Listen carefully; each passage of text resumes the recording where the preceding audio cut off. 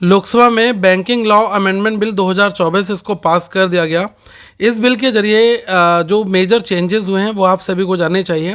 आपको बताना चाहूँगा कि 19 संशोधन जो हैं वो यहाँ पर प्रस्तावित थे और यह बिल जो है पास हो जाने के बाद अब बैंक खातों में जो खाताधारक हैं वो एक की जगह 4 अलग अलग नॉमिनी बना सकते हैं। 7 साल तक अगर कहीं पर दावा नहीं किया गया है, चाहे वो डिविडेंड हो, शेयर हो और आपका इंटरेस्ट हो या फिर मैच्योर बॉन्ड हो, इस रकम को investor education and protection fund यानी कि IEPF में ट्रांसफ़र किया जा सकेगा। ये बड़े बदलाव यहाँ पर किए गए हैं। तो इससे जो निवेशक है वो IEPF के जरिए अपनी रकम का दावा बाद में कर सकेंगे। और जो बैंकिंग अमेंडमेंट बिल 2024 में प्रस्तावित संशोधन है वो न केवल बैंकों की कार्यप्रणाली में ये सुधार लाने वाले हैं, बल्कि जो इन्वेस्टर्स हैं और जो अकाउंट होल्डर्स हैं इनके हितों की सुरक्षा भी यहाँ पर करेंगे। तो बैंकिंग अमेंडमेंट बिल पास होने के बाद अब बैंक अकाउंट के नॉमिनी को हिस्सेदारी देने के भी 2 विकल्प खाताधारक के पास में होंगे। एक तो सभी नॉमिनी को एक साथ तय हिस्सेदारी वह दे सकेगा और दूसरा ये होगा कि नॉमिनी जो होगा उसको एक क्रम में रखना है जिससे कि एक के बाद एक को पैसा मिलेगा। जैसे अगर मैं आपको बता दूं कि कोई एक अकाउंट होल्डर है और अगर उसने अपने 4 नॉमिनी यहाँ पर ऐड कर रखे हैं तो उसके पास 2 ऑप्शंस होंगे। पहला कि वो अपने जाने के बाद जो उसके अकाउंट में चाहे वो 100 रुपये बचते हैं तो 25-25 रुपये चारों लोगों को इक्वल दे दिए जाएँ, या फिर वो पहले से ही ये चीज़ डिसाइड कर सकेगा।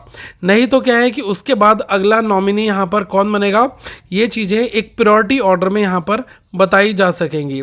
तो मतलब यही है कि जो दूसरा है कि नॉमिनी को एक क्रम में रखना जिससे एक के बाद एक को पैसा मिलेगा। यह बदलाव जो है वो अनक्लेम्ड अमाउंट को सही उत्तराधिकारी तक पहुंचाने के लिए किया जा रहा है। और मार्च 2024 तक बैंकों में लगभग 78,000 करोड़ रुपए की ऐसी राशि है जिस पर अभी तक कोई दावा नहीं किया गया। तो इस वजह से ये जो 4 नॉमिनी ऐड किए जाएंगे तो ये काफ़ी अच्छा जो है यहाँ पर अमेंडमेंट रहा है। और जो सरकारी बैंक हैं इसके जो निदेशक हैं इनके संबंध में भी यहाँ पर कुछ अहम बदलाव किए गए हैं। जैसे कि बैंकिंग अमेंडमेंट विधेयक के पारित हो जाने के बाद में जो सेंट्रल कोऑपरेटिव बैंक के डायरेक्टर्स अब स्टेट कोऑपरेटिव बैंक में भी काम करने का इनका रास्ता जो है वो यहाँ पर क्लियर हो गया है। और कोऑपरेटिव बैंकों के डायरेक्टर्स का जो कार्यकाल है वो मौजूदा 8 साल से अब इन्होंने बढ़ा दिया है, अब 10 साल यहाँ पर कर दिया है। और जो ये चेयरमैन और पूर्णकालिक डायरेक्टर्स हैं इनके ऊपर ये वाला रूल लागू नहीं होगा। और बैंकिंग संशोधन विधेयक में सरकारी बैंकों को जो ऑडिटर्स वगैरह है ना, इनकी फ़ीस तय करने और टॉप लेवल टैलेंट को हायर करने का इनको अब अधिकार मिलेगा। इससे बैंक की जो ऑडिट क्वालिटी है ना ये काफ़ी ज़्यादा इम्प्रूव यहाँ पर हो जाएगी। और एक बड़ा चेंज ये किया गया है कि जो रिपोर्ट देने की समय सीमा है RBI को, उसमें यहाँ पर बदलाव कर दिया गया है। बैंकिंग अमेंडमेंट बिल 2024 के नए कानून के तहत बैंकों को भारतीय रिजर्व बैंक को जो रिपोर्ट देने की समय सीमा है, पहले ये रिपोर्ट 15 दिन, 1 महीने और तिमाही के आखिरी में दी जा सकेगी। इससे पहले बैंकों को हर शुक्रवार को RBI को रिपोर्ट देनी होती थी। तो इसमें इनको थोड़ा सा यहाँ पर रिलैक्सेशन दे दिया है कि मतलब अब जो है 15 दिन, 1 महीने और 3 महीने के बाद में जो लास्ट होगा ना तिमाही का, उसमें ये रिपोर्ट RBI को सबमिट करनी होगी। लेकिन पहले क्या होता था, हर शुक्रवार को ये चीज़ें यहाँ पर रहती थी। तो ये जो इन्होंने बैंकिंग अमेंडमेंट किया है तो इससे काफ़ी अलग अलग तरीके की चीज़ें जो है वो होंगी।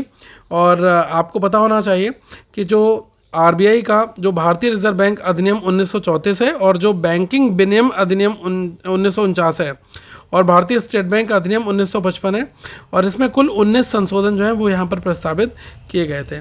तो इस वीडियो को जरूर शेयर करिएगा। और आपके एग्जामिनेशन पर्सपेक्टिव से ये इतना इम्पॉर्टेंट है कि क्या क्या हुआ है। बाकी इम्पॉर्टेंट यही रहेगा कि 4 नॉमिनी और दोनों ऑप्शंस की पहले एक क्रम में उनको ऐड किया जाए या फिर उनके लिए पहले से हिस्सेदारी तय यहाँ पर कर दी जाए। ये जो है नॉमिनीज़ की कंडीशंस यहाँ पर रखी गई है। तो please share the video. Thank you so much. Have a good day to all of you once again guys.